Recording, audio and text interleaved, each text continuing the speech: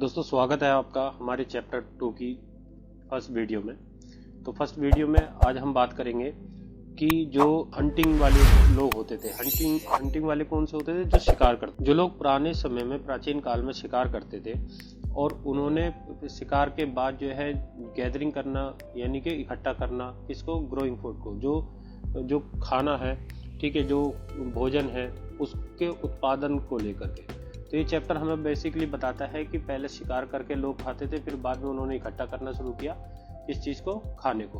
तो इसके बारे में ही ये पूरा चैप्टर है। यहाँ पर एक कहानी दी गई है तुषार नाम के लड़के की। ये तुषार नाम का लड़का है जिसकी कहानी है, वो एक ट्रेन में जाता हुआ होता है अपने एक रिश्तेदार की शादी में, दिल्ली से चेन्नई जा रहा होता है। रेल में उसे खिड़की वाली सीट मिल जाती है जहाँ से वो बाहर का नज़ारा देखने के लिए लग जाता है। तो तेज़ दौड़ती गाड़ी से उसने देखा कि पेड़ पौधे, घर, खेत खलियान बड़ी तेजी से पीछे की ओर छूटते चले जा रहे हैं। तभी उसके चाचा जो है उसके कंधे पर हाथ रखकर कहते हैं, आज से कोई 150 साल पहले ही लोगों ने यात्रा करनी शुरू की है ट्रेन से।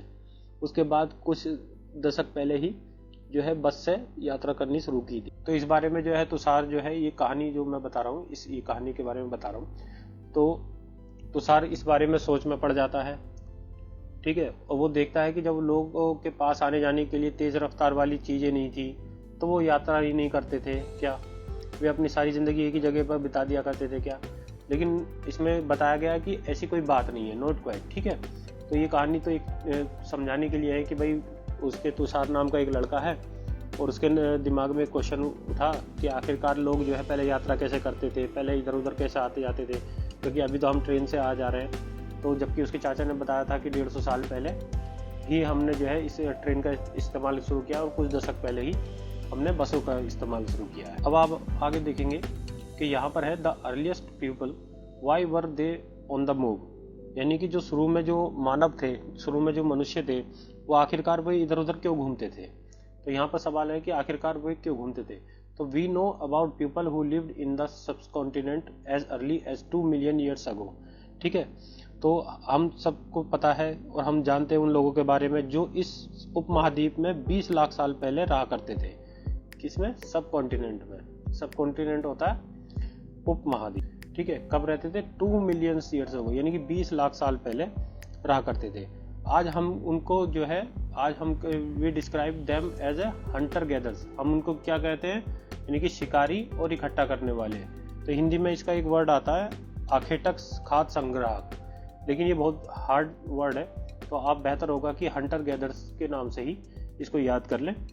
The name come from the way in which they got their food, यानी कि भोजन का इंतजाम करने की जो तरीका था उसके आधार पर उन्हें इस नाम से पुकारा जाने लगा। किस नाम से? हंटर गैदर्स के नाम। Generally they hunted wild animals, catch fish and birds, gather fruit, roots, nuts, seeds, leaves, stalk and eggs, ठीक है।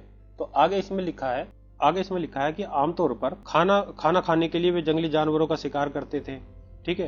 क्या करते थे? दे हंटेड वाइल्ड एनिमल, मछलियां और चिड़िया पकड़ते थे, catch fish and birds, gathered fruit, यानी कि जो फल थे उनको इकट्ठा करते थे, फल या फिर उनके जो नट्स थे, दाने थे, या उनके बीज थे, ठीक है, या उनकी पत्तियां थी, उनको इकट्ठा करते थे, तो या उनके अंडे थे, तो उन चीज़ों को वो इकट्ठा करने लगे। फिर बाद में इसमें लिखा है कि hunter gatherers move from place to place, there are many reason for this, यानी कि जो हंटर्स थे, जो शिकारी थे, जो इकट्ठा करने वाले थे, वो क्या है, समुदाय के लोग एक जगह से दूसरी जगह पर घूमते रहते थे। ऐसा करने के कई सारे कारण थे उनके पास, यानी कि वो एक जगह से, जैसे यहाँ पर से यहाँ चले गए, ठीक है, यहाँ से कभी यहाँ चले गए, कभी यहाँ से यहाँ चले गए, यानी कि एक जगह ये बैठते नहीं थे, वो एक जगह से दूसरी जगह जाते रहते थे। तो उसका कारण, उसके कई सारे कारण थे। आगे देखते हैं आगे क्या लिखा है। पहला कारण क्या है? पहला कारण, ठीक है, if they had stayed at one place for a long time they would have eaten up all the available plants and animal resources. इसमें पहला कारण क्या था? उनके एक जगह से दूसरी जगह जाने का। अगर वो एक ही जगह पर ज्यादा टाइम तक रहते, ठीक है, ज्यादा लंबे समय तक रहते, तो वो क्या हो जाता, वो सारे के सारे जो वनस्पति थी, जो खाने के लिए प्लांट्स थे, जो एनिमल थे, या जो भी रिसोर्सेज थे, वो सब के सब खत्म हो जाते। Therefore they would have had to go elsewhere in search for food, इसलिए वो क्या करते थे कि वो खाने की तलाश में किसी दूसरी जगह पर चले जाते थे। दूसरा रीजन क्या है एक जगह से दूसरी जगह जाने का? Animals move from place to place either in search of smaller prey. ठीक है, तो दूसरा कारण यह है कि जानवर अपने शिकार के लिए या फिर हिरण और मवेशी अपना चारा ढूंढने के लिए एक जगह से दूसरी जगह जाते थे। In case of dear and wild cattle in search of grass and leaves, जो हिरनें होती थी या जंगली जानवर होते थे उनके खाने के लिए ग्रास जो होती है, जाहिर सी बात है उनको घास पसंद होती है या उनको हरे पेड़ पौधे पत्तियां पसंद होती है, तो उनको एक जगह से दूसरी जगह जाने का ये भी एक कारण था। That is why those who hunted them had to follow their movement. ठीक है, इसका मतलब क्या है कि इन जानवरों का शिकार करने वाले लोग भी इनके पीछे पीछे जाया करते थे। तो यहाँ पर दो चीजें आ रही है, एक तो यह है कि हंटेड, ठीक है, जो लोग शिकार करते हैं वो भी किनके पीछे जाते थे? जो मवेशी होते थे, मवेशी चले जाते थे। तो मवेशी एक जगह से दूसरी जगह जाते हैं तो उनके पीछे ये हंटेड लोग जो होते हैं, जो शिकारी लोग होते हैं, जो शिकारी लोग होते थे वो भी एक जगह से दूसरी जगह, one place to other place पर चले जाते थे। तो ये दो रीजन हो गया, ठीक है, कि एक जगह से दूसरी जगह क्यों जाते थे। तीसरा कारण क्या है एक जगह से दूसरी जगह जाने का? वो तीसरा कारण यह है कि plants and tree bear fruits and different season, यानी कि जो पेड़ पौधे होते हैं या फल फूल होते हैं वो अलग अलग मौसम में आते हैं। ठीक है, so people may have move from season two season in search of different kinds of plants. तो इसलिए लोग जो है मौसम के हिसाब से एक जगह से दूसरी जगह जाते थे। जैसे कि बहुत से फल जो है वो गर्मी में आते हैं, बहुत से फल जो है वो सर्दी में आते हैं, तो फल के मौसम के हिसाब से भी वो एक से दूसरी जगह जाते थे। चौथा रीजन इसमें क्या है एक जगह से दूसरी जगह जाने का? चौथा रीजन ये है कि people, plants and animals need water to survive. देखो कोई भी है, चाहे पीपल हो या प्लांट्स हो, जो पेड़ पौधे होते हैं, या जानवर हो, उनको किस चीज की जरूरत होती है? पानी की। ठीक है, तो water is found in lakes, वो पानी कहाँ पाया जाता है? झीलों में। ठीक है, स्ट्रीम्स में, ठीक है, तो झरनों में, और किसमें? रिवर में। यानी कि पानी कहाँ पर पाया जाता है? झील में, झरनों में या नदियों में। While many rivers and lakes are perennial, ठीक है, अदर्स आर सीजनल, यानी कि कुछ ऐसे जो झीलें हैं जो कभी सूखती ही नहीं है, और कुछ ऐसी हैं जो है सूख जाती है, सीजनल होती है, यानी कि वो मौसम के हिसाब से कभी भर जाती है, कभी खाली हो जाती है। People living in their banks, यानी कि जो लोग उन झीलों के, नदियों के या झरनों के किनारे रहते हैं, would have had to go in search for water during the dry season, यानी कि जो गर्मियां आती है, गर्मियों के सीजन में क्या करते थे वो इनके नदियों के, झरनों के या इसमें झीलों के किनारे वो चले जाते थे, जैसे कि विंटर और समर टाइम। अब आगे इस किताब में एक नया क्वेश्चन है। एक नया क्वेश्चन क्या है कि how do we know about these people, यानी कि जो शुरू के मानव थे, जो प्राचीन काल में जो मानव थे, स्टार्टिंग में जो संसार की शुरुआत हुई उस टाइम जो मानव थे, उनके बारे में हमें जानकारी कैसे मिलती है, इसके बारे में यहाँ क्वेश्चन है।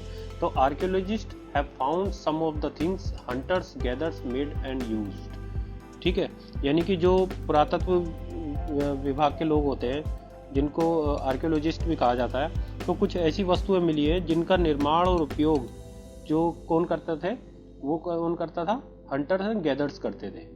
कुछ ऐसी चीजें उनको मिली है। It is likely that people made and use tools of stone, would and bone, of which stone tools have survive best. यानी कि ये संभावित है या फिर ये अंदाजा लगाते हैं कि जो लोग रहते थे वो यूज करते थे टूल्स ऑफ स्टोन, यानी कि जो पत्थर के जो औजार हैं उनका, लकड़ी के औजारों का या हड्डियों का, ठीक है, वो इसका इस्तेमाल करते थे। और साथ ही साथ which stone tools have survive best. ठीक है, तो यहाँ पर है कि इनमें से पत्थरों के औजार आज भी बचे हुए हैं, यानी कि जो पत्थर के जो औजार हैं वो आज भी बचे हुए हैं, जो कई बार खुदाई में मिले भी हैं। Some of these stone tools were used to cut meat and bone, यानी कि इनमें से कुछ जो स्टोन टूल्स थे वो किस चीज में इस्तेमाल होते थे? काटने के। किस चीज को काटने के लिए? गोश्त को या बोन को, हड्डियों को या मीट को। स्कैर बार्क फ्रॉम ट्रीज, यानी कि पेड़ों की छाल, एंड हाइड्स एनिमल स्किन, या जो जानवरों की खाल उतारने के लिए भी ये काम आते थे, या चॉप फ्रूट यानी कि जो फल होते थे उनको काटने के या उनको मसलने के, एंड रूट्स, रूट्स कौन सी होती है, जड़ें, ठीक है। तो इनके इसमें इनको इस्तेमाल किया जाता था। Some may have been attached to handle of bone, यानी कि कुछ में जो क्या है वो होता था अटैच, अटैच क्या होता था, हैंडल ऑफ बोन, हड्डियों का जो हैंडल, जो आजकल हत्ता बोलते हैं, यानी कि जिसको हम पकड़ते हैं हथौड़ा जैसा आपने देखा होगा, तो वो कई बार क्या होता था, हड्डियों का बना होता था।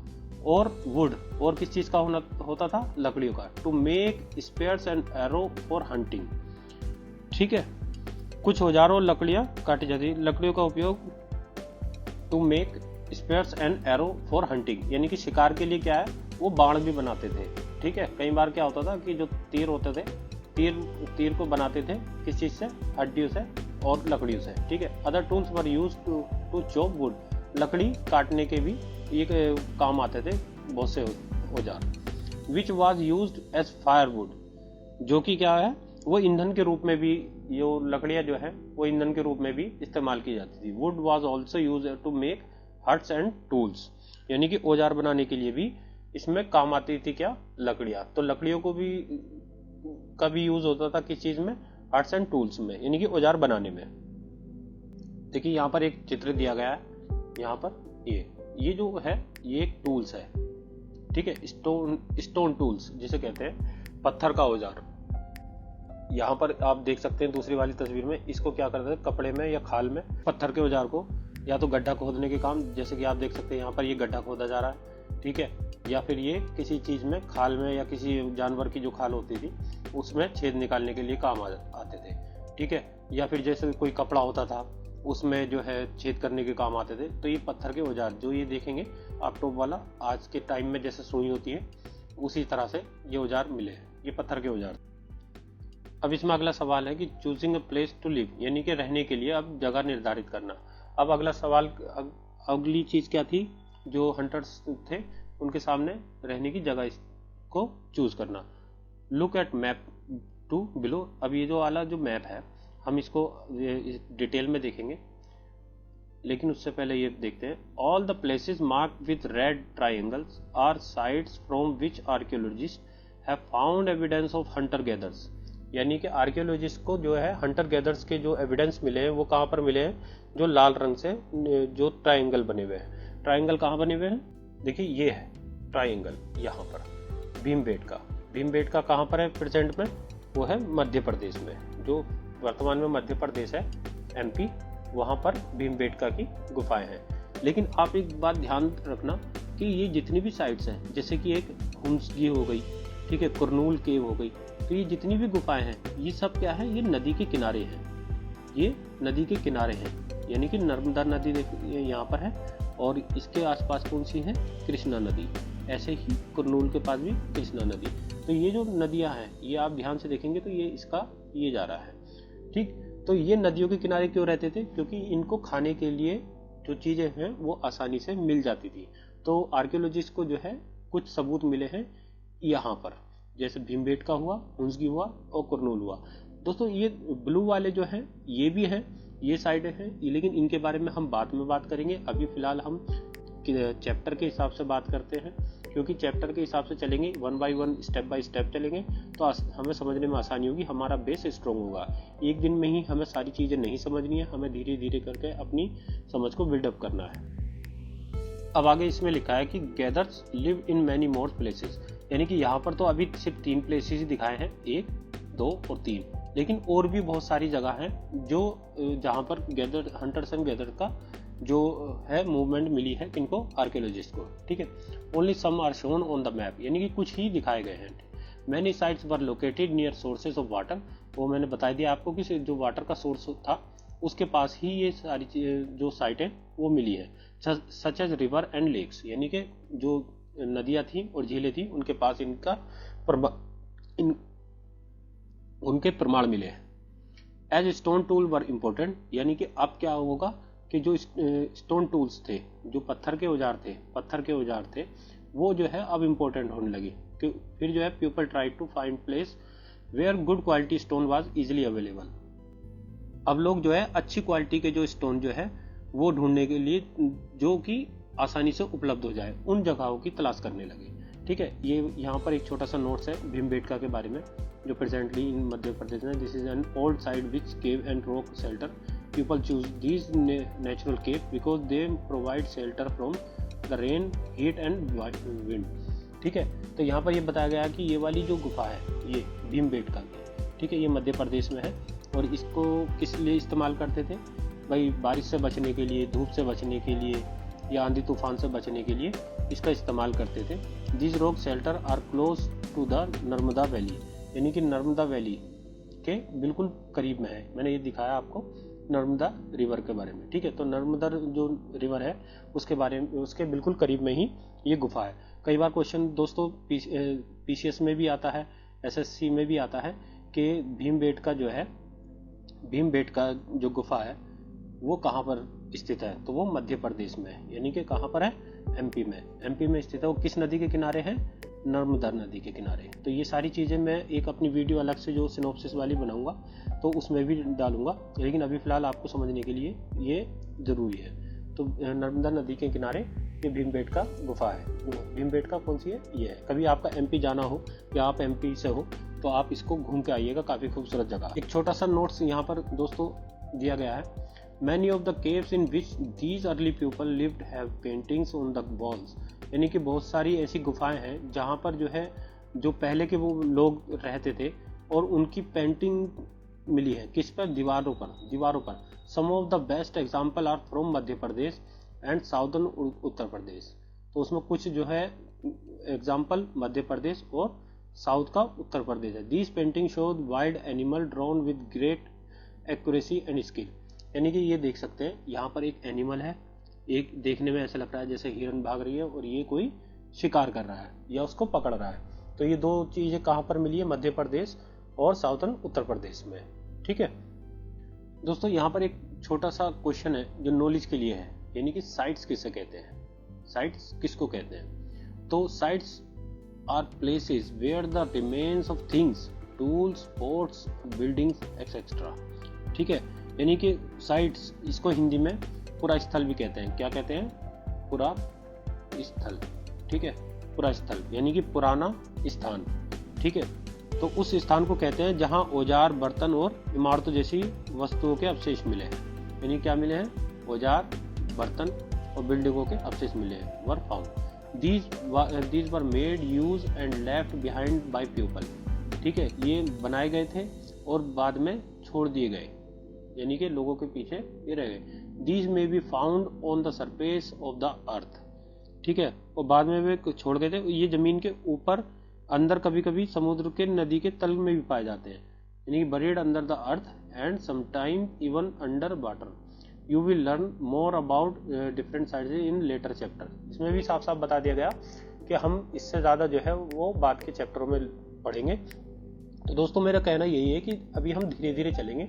अभी आप सिर्फ एक फौरी तौर पर याद करिएगा, क्योंकि इसको डिस्क्राइब करेंगे बाद में, और क्लासों में भी, बड़ी क्लासों में भी आने के लिए जब आप आएंगे वो पढ़ेंगे तो उसमें जो है ये अच्छे से क्लियर होगा। अभी फिलहाल आप एक हिसाब से सिर्फ रिवाइज करते रहिएगा। तो ये साइट्स कौन सी है? पुरास्थल, जहाँ पर क्या मिले हो? तो पत्थर मिले हों, पोर्ट्स मिले हों, बिल्डिंगें मिली हो, तो वो पुरास्थल कहलाता है। अब अगला सवाल आता है कि आग की खोज। ठीक है, फाइंडिंग आउट अबाउट फायर, यानी कि आग की खोज के बारे में। आगे लिखा है इसमें, find the Kurnool caves on map 2, यानी कि पेज नंबर 13 जो अभी हमने पढ़ा है, अभी देखेंगे हम। Traces of ash have been found here, यानी कि ऐश, ऐश क्या होती है? राख। ऐश होती है राख जो लकड़ी को जलाने के बाद बचती है। तो ठीक है, राख के जो है क्या है मिले हैं? यहाँ अवशेष मिले हैं। तो मैप में देखते हैं कहाँ पर है कुरनूल। ये हमने अभी देखा था कुरनूल। ठीक है, जो कुरनूल था ये बिल्कुल ये रहा, किस कहाँ पर है? कृष्णा नदी के किनारे पर। ठीक, तो इसके किनारे पर ये है कुरनूल केव्स। यहाँ पर क्या मिले हैं? राख के अवशेष, राख के अवशेष। ठीक है, तो अभी आपको याद हो जाना चाहिए, भीमबेटका एमपी में है, नर्मदा नदी के किनारे पर, और कुरनूल कहाँ है? कृष्णा नदी के किनारे पर। और यहाँ पर से क्या मिला है? राख के अवशेष। ये बहुत ही इंपॉर्टेंट क्वेश्चन है और ये कई बार एग्जाम में पूछा भी जाता है। This suggest that people were familiar with the use of fire, यानी कि ये एक हिसाब से ये दर्शाता है कि लोग जो है, जो उस वक्त के लोग थे वो आग जलाना सीख गए थे। Fire could have been use for many things, यानी कि आग जो है वो कई चीज़ों में इस्तेमाल की जा रही थी। As a sources of light करने के सोर्स में, टू रोस्ट मीट, जो मीट को पकाने के लिए भी, और and to scare away animal, और जानवर को डराकर भगाने के भी। तो आपने देखा होगा कि इसमें साफ साफ बताया गया है कि आग का उस वक्त जो है इस्तेमाल शुरू हो चुका था, क्योंकि जो गुफा है वहाँ से इसके प्रमाण मिले हैं। जो कुरनूल की गुफा है वो राख के प्रमाण मिले हैं। तो वहाँ पर सीधा सीधा क्या था कि अगर वो आग जलाना जानते थे तो उससे वो मीट भी पका सकते थे, लाइट के लिए भी इस्तेमाल कर सकते थे, और साथ ही साथ जो जानवर, बड़े जानवर, जंगली जानवर आ जाते हैं उनको आग से भगाने का भी वो काम करते थे। आगे इस चैप्टर में है अ चेंजिंग इन्वायरमेंट, यानी कि बदलती जलवायु। Around 12,000 years ago there were major changes in the climate of the world with a shift to relatively warm conditions। ठीक है, यानी कि लगभग 12,000 साल पहले दुनिया की जो मौसम है उसमें ऐसे बड़े बदलाव आए कि उसमें गर्मी बढ़ने लगी। क्लाइमेट में ऐसे चेंजेस आए कि उसमें गर्मी बढ़ने लगी। इसका नतीजा क्या हुआ, इसका परिणाम क्या हुआ कि कई क्षेत्रों में जो in many areas this lead to the development of grassland, यानी कि घास के जो है वो मैदान बढ़ गए। गर्मी जब बढ़ी तो घास के मैदान जो है बढ़ने लगे। This is turn lead to an increase in number of deer, यानी कि इसका नतीजा क्या निकला कि जो हिरन है, ठीक है, या एंटीलोप हुआ। एंटीलोप क्या होता है? बारहसिंगा, ठीक है, बारहसिंगा। बकरियां हुई, शीप हुई, ठीक है, या कैटल हुए या मवेशी हुए, ये इन सब की क्या हुआ? तादाद बढ़ने लगी। Animal that survive on grass, क्यों? क्योंकि उनको खाने के लिए भरपूर मात्रा में घास मिलने लगी, तो इसलिए जो है वो सर्वाइव कर गए। और उन्होंने सिर्फ किस वजह से? क्योंकि क्लाइमेट चेंज हुआ, गर्मी बढ़ी, गर्मी से घास के मैदान हरे भरे होने लगे, मैदान बढ़ने लगे, जो जानवर थे उनको खाने के लिए भरपेट मिलने लगा, तो उस वजह से ये सर्वाइव कर गए। Those who hunted these animals now to follow them, यानी कि जो उनका शिकार करते थे, किनका शिकार करते थे? इन जानवरों का। अब उन्होंने उनको फॉलो करना शुरू कर दिया। Learning about their food habits and their breeding season, और उन्होंने क्या शुरू कर दिया?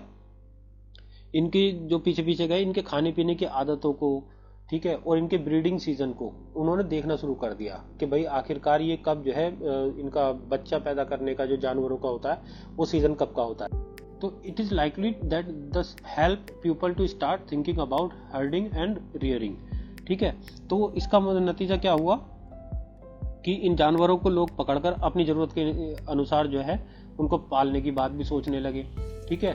और साथ ही साथ उनके जो है ना इस काल में मछली भी भोजन का महत्वपूर्ण and fishing also become important. ये यहाँ पर ध्यान देने की बात है कि अब क्या होता है कि घास के मैदान बढ़ते हैं, जानवरों की तादाद बढ़ जाती है, इनके पीछे जो हंटेड होते थे, शिकारी लोग होते थे, वो भी आने लगे। फिर वो क्या करते थे कि वो देखते थे कि आखिरकार इनकी खाने की आदतें क्या है, यानी कि कौन सा जानवर क्या ज्यादा खाता है, ठीक है, किस सीजन में ये जो है बच्चे पैदा करते हैं या फिर अपनी तादाद बढ़ाते हैं, ये चीजें सीखी। इसी के परिणाम स्वरूप उन्होंने क्या किया कि इन चीजों को सोचने पर मजबूर कर दिया कि भाई इनको पाला भी जाए, तो इनको पालने भी लगे, ठीक है। और साथ ही साथ इस वक्त पे क्या करा, फिशिंग ऑल्सो बिकम इम्पोर्टेंट, यानी कि मछली जो है वो इंसान के लिए इम्पोर्टेंट बन गई, वो एक खाना, उसका महत्वपूर्ण खाना बन गई। तो दोस्तों पहले पार्ट में अभी इतना ही। आप हमारी इसी चैप्टर की दूसरी वीडियो में आगे की हम बात करेंगे, फिर उसके बाद हम एक तीसरी वीडियो लाएंगे जिसमें हम इसकी सिनॉप्सिस पूरे चैप्टर की देंगे आपको। तो हमारे चैनल से जुड़े रहिए और हमारे चैनल को सब्सक्राइब जरूर कर दीजिए ताकि आने वाली वीडियो का जो नोटिफिकेशन है वो आप तक पहुंच जाए। और इसको शेयर जरूर कर दीजिएगा दोस्तों। अगर आपको अच्छी लगी तो कमेंट भी कीजिए, ठीक है, और शेयर भी कीजिए।